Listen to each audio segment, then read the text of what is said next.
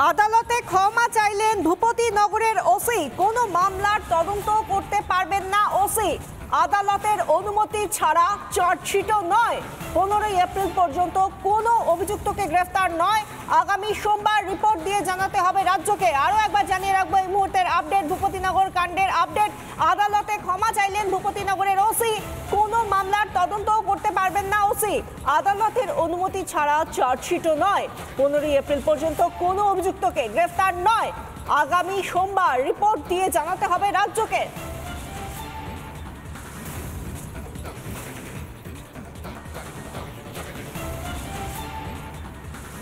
দুই তৃণমূল নেতা ছাড়া আর কে কে জড়িত এই সমস্ত বিষয় যখন ভাবাচ্ছে সেই সময় আদালতে ক্ষমা চাইলেন ভূপতিনগরের ওসি।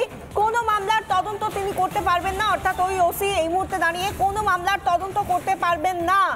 আদালতের অনুমতি ছাড়া চার্জশিটও নয়। 15 এপ্রিল পর্যন্ত কোনো অভিযুক্তকে গ্রেফতার করা যাবে না। আগামী সোমবার রিপোর্ট দিয়ে জানাতে হবে রাজ্যকে।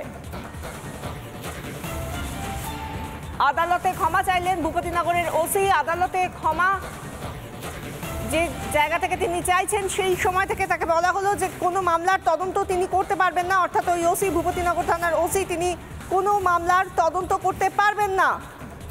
আদালতের অনুমতি ছাড়া চার্জশিট নয়।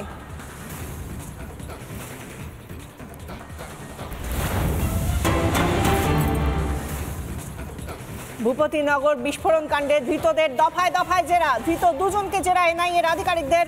ধৃতদের জেরায় একাধিক চাঞ্চল্যকর তথ্য উঠে আসছে। ভূপতিনগরে বসেই বড় কোনো ষড়যন্ত্রের ছক কষছিল এমনই সূত্র মারফত জানা যাচ্ছে। বারবার নাগারে এনআইএ তদন্তকারীরা তারা যেভাবে এই দুই ধৃতকে নাগারে জেরা করে যাচ্ছেন সেখান থেকে চাঞ্চল্যকর তথ্য উঠে আসছে। জানা যাচ্ছে বড় সড়ো কোনো ষড়যন্ত্রের ছক ছিল এই ভূপতিনগর থেকে। সিজিও কমপ্লেক্স থেকে আমাদের সঙ্গে রয়েছেন আমাদের প্রতিনিধি সৈকত। এই মুহূর্তে সৈকতের সঙ্গে কথা বলবো। সৈকত, কি জানা যাচ্ছে? একটা বড় সড়ো ষড়যন্ত্রের কথা উঠে আসছে এনআইএ তথ্য মারফত। কি জানা যাচ্ছে, কি ধরনের ষড়যন্ত্র?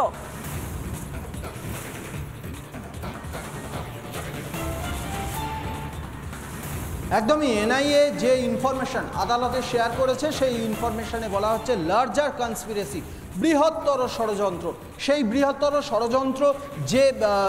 ষড়যন্ত্রর যে প্রসেস যেটা ডিসক্লোজ করেছে এনআইএ আদালতে, সেটা হলো টার্গেট কিলিং করা।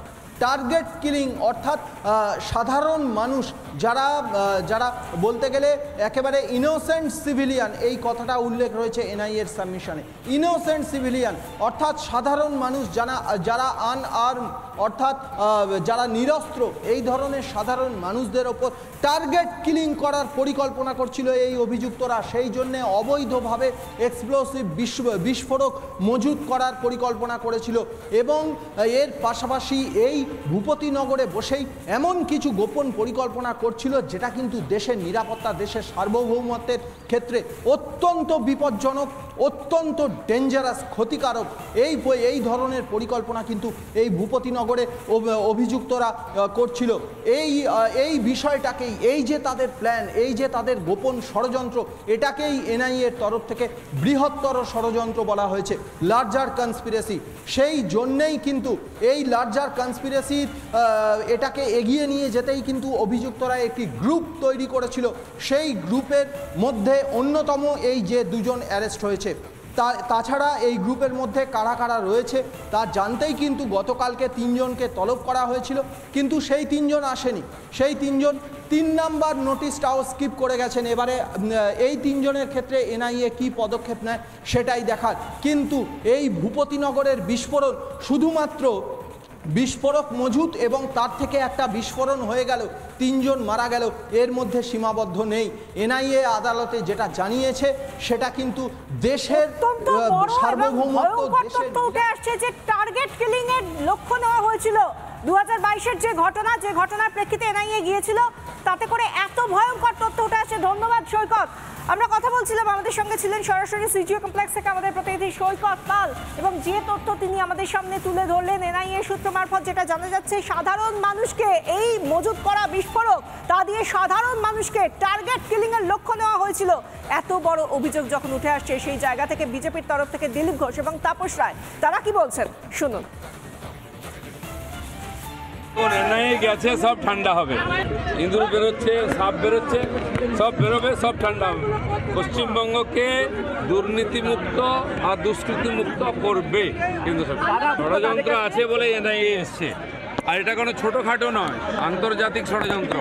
সন্দেশখালীতেও তাই, ভূপতিনগরে তাই, এরকম জায়গায় জায়গায় পশ্চিমবাংলার ঘা হয়ে গেছে, সেগুলো রিপেয়ারিং করছে। এনআইএ সব বার করছে, আর অনেক তথ্য আসবে, বলার কিছু নাই, সব পরিষ্কার হবে। অত উচ্চ ক্ষমতা সম্পন্ন বোমা এবং সংখ্যায় অত বোমা যদি বাঁধা না হতো তাহলে বিস্ফোরণে তো 3টে প্রাণ যেত না। পাশে অন্যান্য রাষ্ট্র থাকার জন্য অবাধ যাতায়াতের জায়গা হয়ে গেছে দুষ্কৃতীদের, এবং যারা ভারত জুড়ে এবং ভারতের বাইরে থেকেও যারা অপারেট করে তারাও আসা যাওয়া করছে। সুতরাং সেইটাকে দেখার জন্যই তো এনআইএ, সুপ্রিম কোর্ট, হাইকোর্ট নির্দেশে সিবিআই তদন্ত হোক, ইডি তদন্ত হোক বা এনআইএ হোক, তো সেগুলোকে তদন্ত করতে গেলেই আসল সত্য উদ্ঘাটিত হয়ে যাবে, আনার্থ হয়ে যাবে। তার জন্য তারা মারধর করছে, আক্রমণ করছে।